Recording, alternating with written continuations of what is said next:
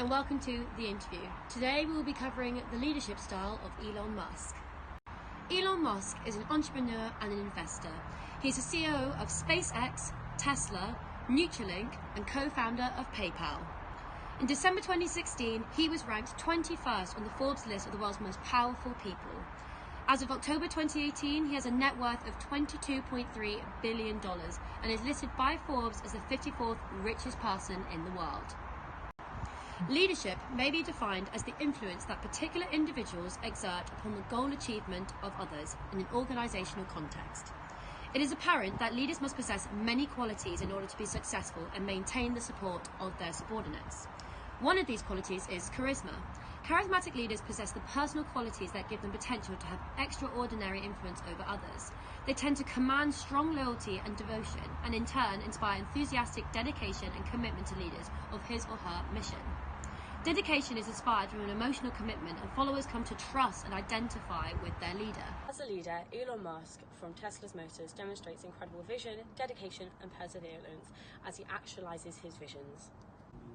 Dolly Singh, a former HR at SpaceX, says about Elon Musk, the thing that makes Elon Elon is his ability to make people believe in his vision. SpaceX follow him into the sun. In this interview, we will be getting down to the nitty-gritty of Elon Musk's leadership style and organisation and staff. Hi Mr. Musk, thank you for taking time out of your busy schedule to come and see us and have a chat today. Not a problem, I'm happy to be here. If it's okay with you, I'd like to begin with asking you a few questions about your successes throughout your career and how these occurred. So, as most of the world knows, I've had many highs and lows throughout my career, but it is extremely important to learn from all your mistakes so that you can grow from this and know better for your next adventure. A huge part of being successful is to surround yourself with a working team who have the same beliefs in the product as you do. Without this, no company is going to work sufficiently to be successful.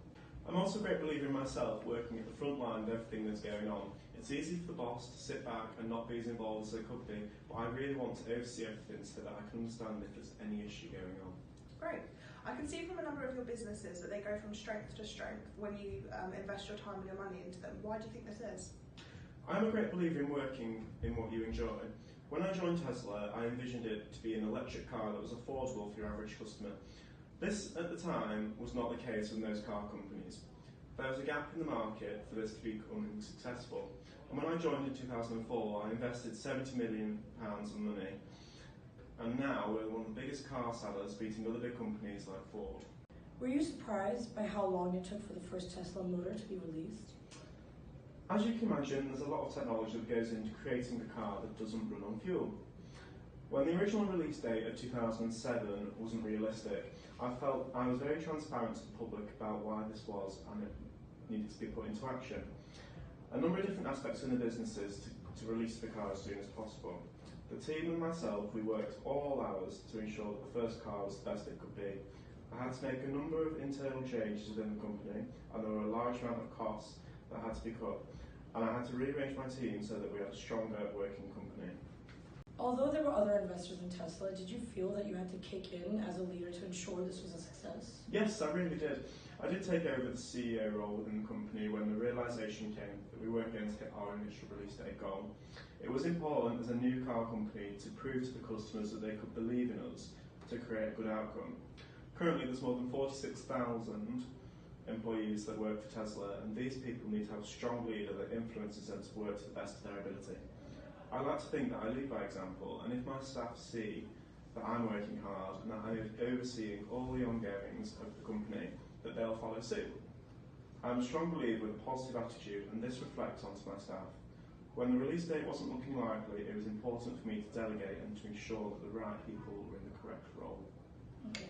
How do you maintain your followers' trust in you? So an example would be when Tesla struggled through financial difficulty, I would fund the company for my own money, investing over 100 million in total. It's important that your employees are able to see the faith that you put into the company to reaffirm their trust in you. So how would you describe your leadership style? I would like to think that I'm a transformational leader. My main goal is to inspire other people, which I like to do through my employees. This was emulated through Tesla, and as a company we worked together in a crisis to make a positive out of negative. With Tesla, I'd like to think that customers believe that we are creative and knowledgeable about what we're selling, and for our staff to think this too. I lead by example, and you can ask me anything about Tesla and I'll be able to give you an answer, and my staff are the exact same. So Elon, how would you say that your attitudes towards work is different to others? I wouldn't describe myself as passionate, but I'm obsessed. I admit nearly every waking hour to shape my idea and carry them out. I've been criticised for being uncompromising, unreasonable, but this is part of my relentless work ethic, striving for excellence and not settling on mediocrity. It's clear that you are aspiring for certain things. Can you elaborate on what your vision is? Essentially, my vision is that the world will no longer rely on fossil fuels. We're maximising green energy along with space exploration. To most people, it's just an unreasonable, unrealistic idea. However, I'm making it my mission. Transformational leaders can come into conflict with leaders who resist change, as Musk saw with PayPal. What do you think went wrong at PayPal? Our team comprised of strong egos and conflicting opinions, causing conflict in decision making. The board were not settled upon the direction where the company should go. I was pushing for a more comprehensive online banking system, while the others were leaning towards more peer-to-peer money transfer only. I saw change as an opportunity rather than a threat. Great. Going back to your point about being obsessed with your ventures, do you think this had an effect on your conflict?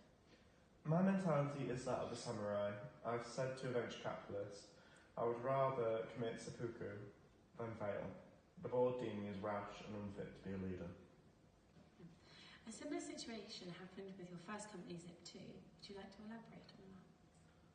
When Zip2 attracted serious investors, they took one look at my intense transformational leadership style and my desperate desire to be a CEO and said in a word, no.